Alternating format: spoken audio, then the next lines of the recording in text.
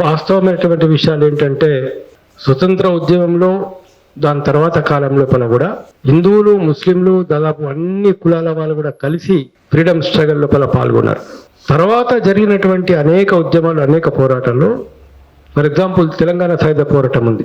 తెలంగాణ సాయుధ పోరాటంలో భూమి కోసం భుక్తి కోసం జరిగే పోరాటంలో దొరలకు వ్యతిరేకంగా, జాగీరదారులకు వ్యతిరేకంగా, జమీందారులకు వ్యతిరేకంగా, వెట్టి చాకిరికి వ్యతిరేకంగా వీపుల మీద బండలెత్తేవాళ్ళు.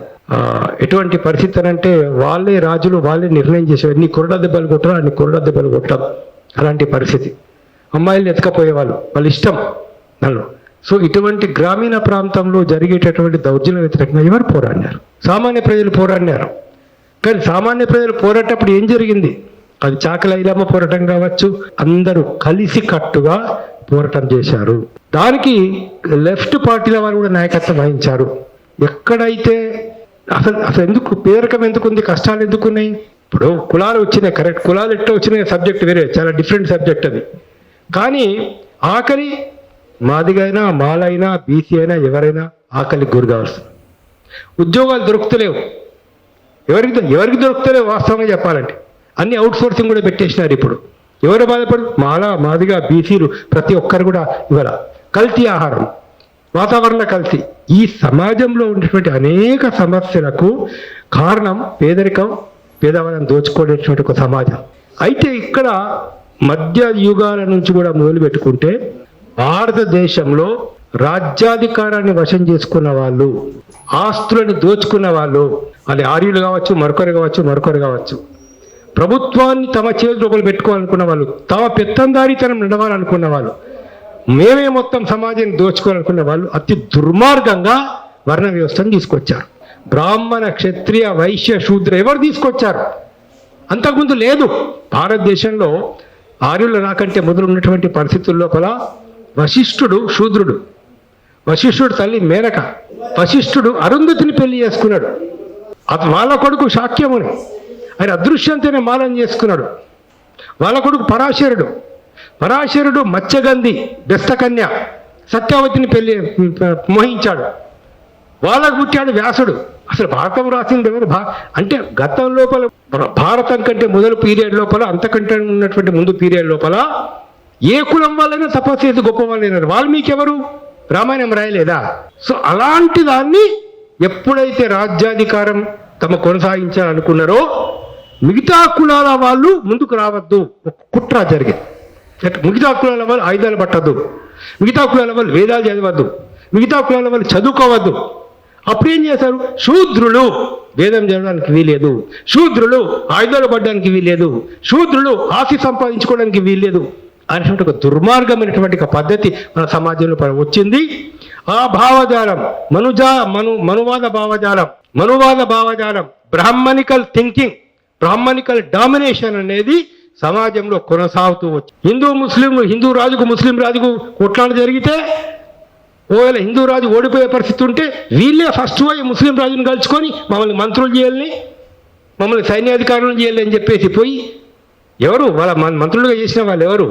ముస్లింలు అందరికి మంత్రులుగా చేసిన వాళ్ళు ఎవరు? అక్కన కావచ్చు, మాదన కావచ్చు, మరొకరు కావచ్చు, వీళ్ళే వెళ్ళి అక్కడ మంత్రులుగా పనిచేసినటువంటి వాళ్ళు. ఒక సమాజంలో ఏంటంటే ఆ భావజాలాన్ని ఏం కొనసాగించడం? ఆర్యులు గొప్పవాళ్ళు, బ్రాహ్మణులు గొప్పవాళ్ళు, వాళ్ళు సమాజాన్ని పాలించాలా, పూజారులు చెప్పేది కరెక్ట్, దాని లోపల భారతం కరెక్ట్, రామాయణం కరెక్ట్. ఈ భావజాలాన్ని తీసుకొచ్చి మీరందరు హిందువులు కాబట్టి, మీ బీసీలందరూ కూడా హిందువులు కాబట్టి ఈ హిందూ ధర్మాన్ని కాపాడాలంటే మనం పాత ధర్మాన్ని ఫాలో చేయాలి. ఏంటి పాత ధర్మం? మన కులంలో మనం పెళ్లి చేసుకోవాలి, వేరే కులం వాళ్ళని పెళ్లి చేసుకుంటే ఇన్సల్ట్. వేరే కులం వాళ్ళని పెళ్లి, అరే శాంతనుడు ఎవరిని పెళ్లి చేసుకున్నాడు? శాంతన మహారాజు. పాండవులు ఎవరికి పుట్టారు? అట్లా చూసుకుంటే వాల్మీకి ఏ కులం? అది పోయింది.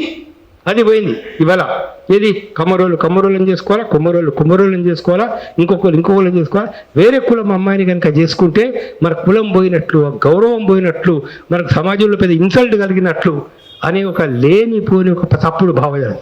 కులాంతర వివాహాలు జరిగినాయి అంటే లెఫ్ట్ ఉద్యమాలు బలంగా ఉన్న చోట, వాస్తవం చెప్పాలంటే, లేదా లెఫ్ట్ భావజాలంతో ఇన్ఫ్లుయెన్స్ అయినటువంటి వాళ్ళు ఎక్కువ మంది కులాంతర వివాహాలు చేసుకున్నారు.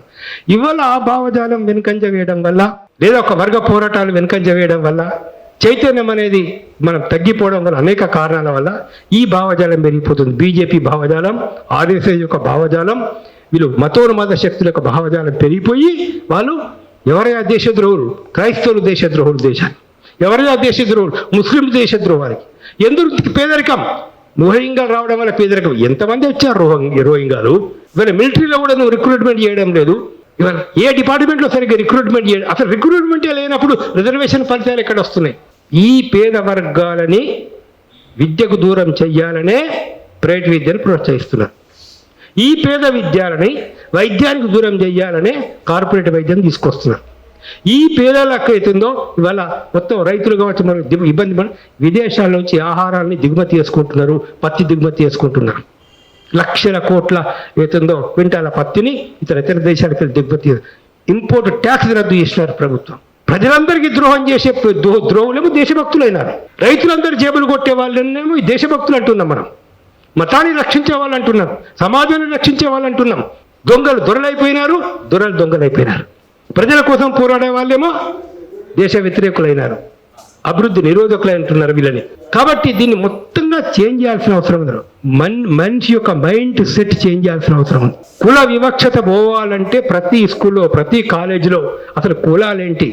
అరే ఎవరు శ్రమ చేస్తే గాలి అందరికొకటే, నీళ్ళు అందరికొకటే, సూర్యుడు అందరికొక్కడే, చంద్రుడు అందరికి ఒక్కోలే, ప్రకృతి అందరికి ఒక్కోలే. ఇవాళ నేను నాగలి పట్టి దున్ని అదే పంట పండుతుంది, నువ్వు నాగలి పట్టిన పంట అదే పంట అదే పంట పండుతుంది. ఇక్కడ మనిషికి ఇప్పుడే పుట్టిన బిడ్డని తీసుకొస్తా చెప్తారు, ఏ కులమే చెప్తావా? ఇప్పుడు పుట్టిన బిడ్డని ఇక్కడ నేను పడుకోబెడతా, ఏ కులం చెప్తావా? ఏ మతం నువ్వు చెప్తావా?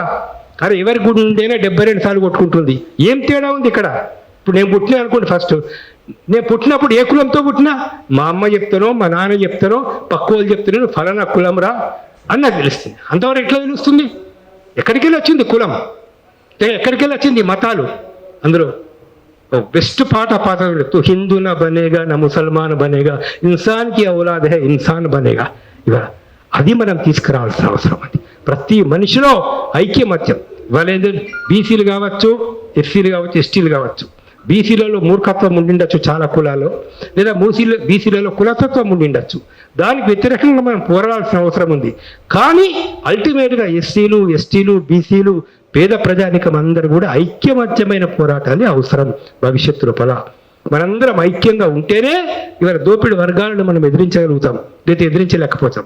వాళ్ళ రూలే డివైడ్ అండ్ రూల్. ఎస్సీలను డివైడ్ చేయి మాదిగా, ఆదివాసీలను డివైడ్, ఎస్టీలని లంబాడీలని ఇంకోటని, బీసీలను డివైడ్ చేయి ఇంకోటని. డివైడ్ అండ్ రూల్ వాళ్ళ పద్ధతి. మనం అందరినీ కూడా ఒక రాజకీయంగా చైతన్యవంతం చేసి రాజ్యాధికారం అనేది రావాలి అంటే ఒట్టిగా వచ్చేది కాదు. రాజ్యాధికారం అంటే ఇవాళ అన్ని కోట్ల ఆస్తులు ఉన్నటువంటి వాళ్ళు ఇవాళ టీవీ వాళ్ళ చేతిలో, ఎలక్ట్రానిక్ మీడియా వాళ్ళ చేతిలో, ప్రింటింగ్ మీడియా వాళ్ళ చేతిలో, సినిమా హాల్ వాళ్ళ చేతి లోపల, ఏమి లేవు వాళ్ళ చేతి లోపల, ఎడ్యుకేషన్ ఇన్స్టిట్యూషన్స్ అని వాళ్ళ చేతి లోపల. అలాంటి ఇంత పెద్ద వ్యవస్థను మనం ఎదుర్కొని ఒక నూతన భావజాలాన్ని పెంపొందించాలంటే ఎంత కష్టం. 25,000 మందిని నెలకు 50,000 ఇచ్చి వీళ్ళ బీజేపీ వాళ్ళు సోషల్ మీడియా అపాయింట్మెంట్ చేసినారు. రాములు గారు ఒక పోస్టింగ్ పెడితే చాలు, ఇటు చైనా ఏజెంట్, ఇటు పాకిస్తాన్ ఏజెంట్, వీడు ఇట్లా తిట్టుడే, ఇంకోటి ఏం లేదు అక్కడ. ఒక మంచి పోస్ట్ పెట్టినామనుకో, బీజేపీని తిట్టుకుంటానో, మోడీని తిట్టుకుంటానో ఒక పోస్ట్ కనుక పెడితే ఉన్న వాస్తవం చెప్తే వీళ్ళు దేశద్రోహులు, సంఘ వ్యతిరేకులు, అభివృద్ధి వ్యతిరేకులు. ఈ పని చేయడానికి 50,000 మందిని పెట్టారు దేశం మొత్తంలో. మన ఈ 2-3 స్టేట్లు 25,000 మంది ఆర్ఎస్లో ఉన్నటువంటి వాళ్ళని, ఇంతకుముందు ఆర్ఎస్లో పనిచేసిన వాళ్ళని సెలెక్ట్ చేసుకొని వాళ్ళతో ట్రైనింగ్ ఇచ్చి పెద్ద ఎత్తున కార్యక్రమం జరుగుతుంది. కాబట్టి చాలా పెద్ద కుట్ర జరుగుతున్నది. దీన్ని ఎదిరించాలంటే వామపక్ష శక్తులు, కులానికి వ్యతిరేకంగా పోరాడేవాళ్ళు, సామాజిక న్యాయం కోరేవాళ్ళు, ఎస్టీ నాయకులు, క్రిస్టియన్ మైనారిటీ నాయకులు ప్రతి ఒక్కరు కూడా కలిసి కట్టుగా ఉన్నప్పుడే సాధ్యమవుతుంది. ఓవలనోవలు తిట్టుకోవడం వల్ల మటుకు లాభం లేదు.